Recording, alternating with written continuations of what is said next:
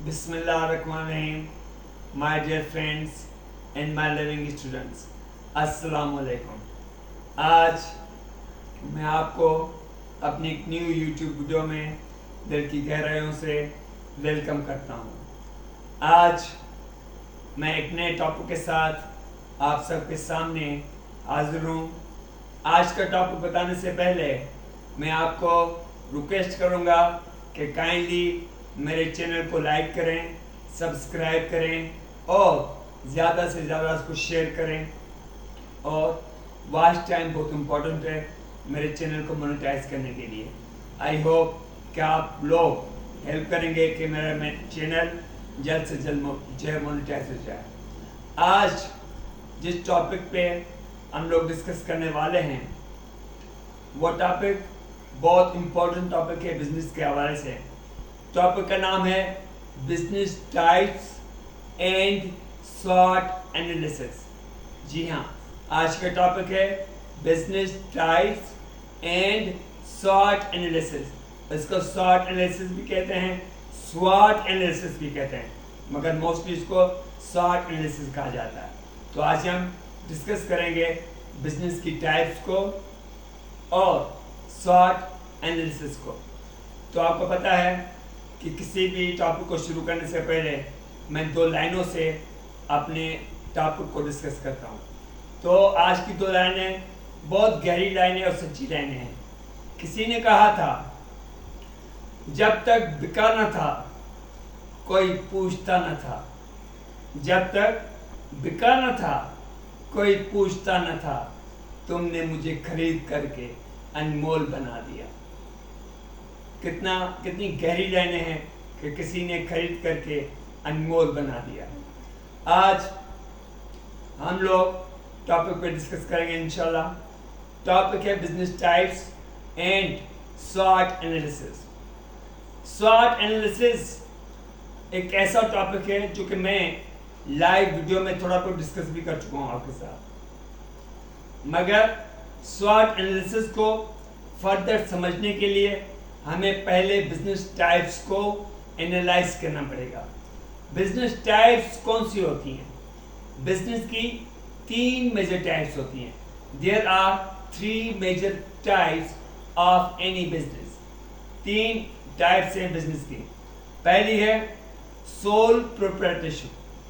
पहली टाइप है sole proprietorship. Sole proprietorship किसे कहते हैं? ऐसा बिजनेस जो कि इंडिविजुअल बंदा ओन करे और वही इन्वेस्ट करे, प्रॉफिट और लॉस उसी बंदे का ही हो, तो वो आपका बिजनेस आता है सोल प्रोप्राइटरशिप में। दूसरा बिजनेस की टाइप जो होती है वो होती है पार्टनरशिप, जहाँ पे 2 बंदे एक साथ बिजनेस को स्टार्ट करते हैं, दोनों की इन्वेस्टमेंट होती है, प्रॉफिट और लॉस में वो दोनों बंदे इक्वली रिस्पॉन्सिबल होते हैं। और तीसरा है कारपोरेशन। तीसरी बिजनेस की टाइप से कारपोरेशन। कारपोरेशन लार्ज स्केल का बिजनेस होता है, जहाँ पे गवर्नमेंट की टर्म्स एंड कंडीशंस को ध्यान में रखते हुए इसको स्टार्ट किया जाता है। वहाँ पे शेयर होल्डर्स भी होते हैं, स्टेक होल्डर्स भी होते हैं, स्टॉक होल्डर्स भी होते हैं, जहाँ पे लॉन्ग लेवल की इन्वेस्टमेंट की जाती है। वहाँ पे आप लोगों का कंपटीशन भी बहुत ज़्यादा होता है, वहाँ पे कोलैबोरेशन भी होती है, बहुत सारी चीज़ें आपकी कॉर्पोरेट लेवल के बिजनेस में होती हैं। तो 3 आपकी मेन बिजनेस की टाइप्स हैं। एक है सोल प्रोप्राइटरशिप, दूसरा पार्टनरशिप एंड तीसरा है कॉर्पोरेशन। स्वॉट एनालिसिस जो है ये बहुत इंपॉर्टेंट होती है बिजनेस में। किसी भी लेवल के बिजनेस की जब हम बात करते हैं, वहाँ पे किसी भी पॉलिसी को, किसी भी थीम को, किसी भी आइडिया को इम्प्लीमेंट करने से पहले हमें स्वॉट एनालिसिस करनी पड़ती है। स्वॉट एनालिसिस क्या है? स्वॉट एनालिसिस एक डिटेल इवोल्यूशन है। डिटेल इवोल्यूशन है कि हम कैसे डिफरेंट चीज़ों को एनालाइज करें इन डेप्थ, जिसमें स्वॉट में 4 चीज़ें आती हैं। स्वॉट एनालिसिस SWOT। स्वॉट का मतलब है strength, weaknesses, opportunities and threats.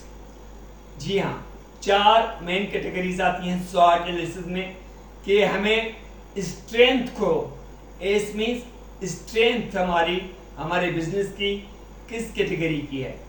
तो स्ट्रेंथ को हम क्यों वैल्यूएट करते हैं? क्योंकि हमें स्ट्रेंथ को बढ़ाना पड़ता है। स्ट्रेंथ को एनालाइज इसीलिए किया जाता है कि हम स्ट्रेंथ को मैक्सिमाइज कर सकें। जी हाँ, स्ट्रेंथ को मैक्सिमाइज तो किया जाएगा, मगर आपकी ऑर्गेनाइजेशन में वीकनेसेस भी होंगी। तो वीकनेसेस को क्यों वैल्यूएट किया जा रहा है?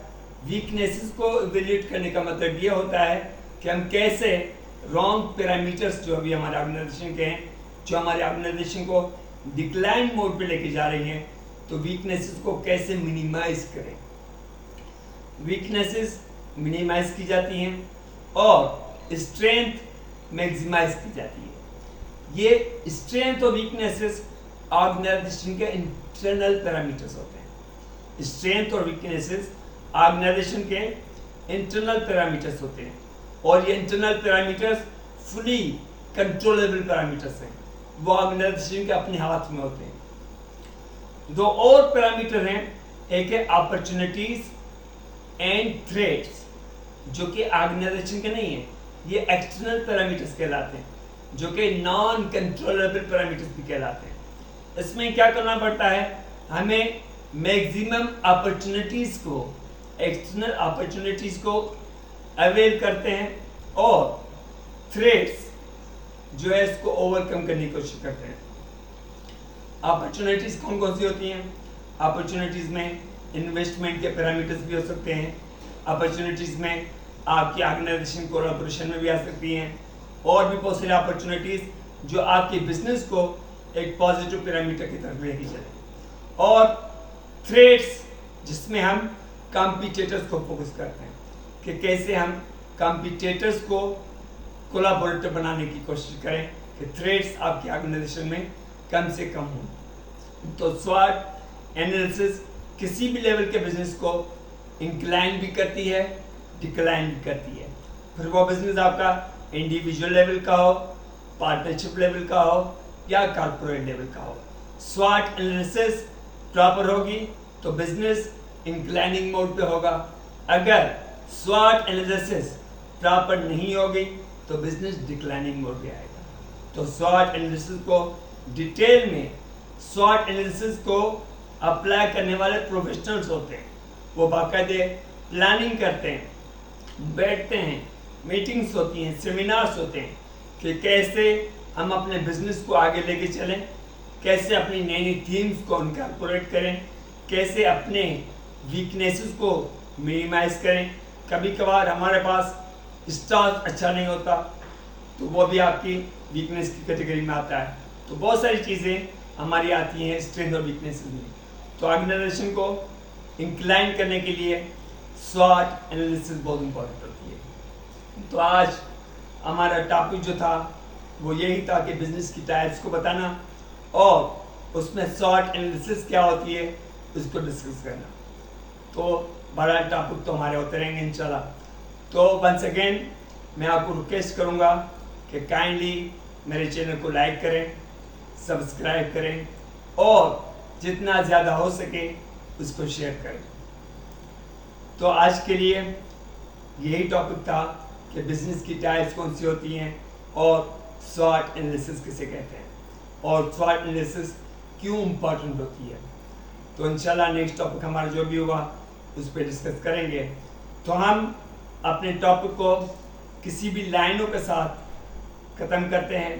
तो आज किसी शायर की बड़ी नखरेली लाइनें हैं जो मैं आपसे शेयर करने वाला हूँ।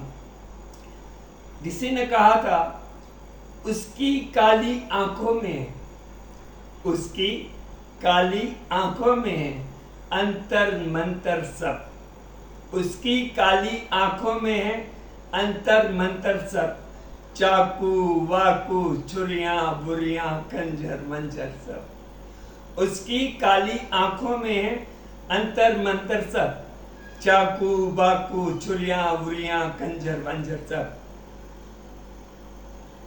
मुझसे बिछड़कर वो भी कहां अब, यारो पहले जैसी है। मुझसे बिछड़कर वो भी कहां अब, यारों पहले जैसी है, फीके पड़ गए कपड़े वपड़े जेवर वेवर सब। मेरा भी हाल कुछ ऐसा ही है, मेरा भी हाल कुछ ऐसा ही है। सारे पीछे रह गए, तकिए वकिए बिस्तर बिस्तर चादर वादर सब। इंशाल्लाह जिंदगी रही तो नेक्स्ट वीडियो में आपसे मुलाकात होगी। तब तक अल्लाह हाफ़िज़।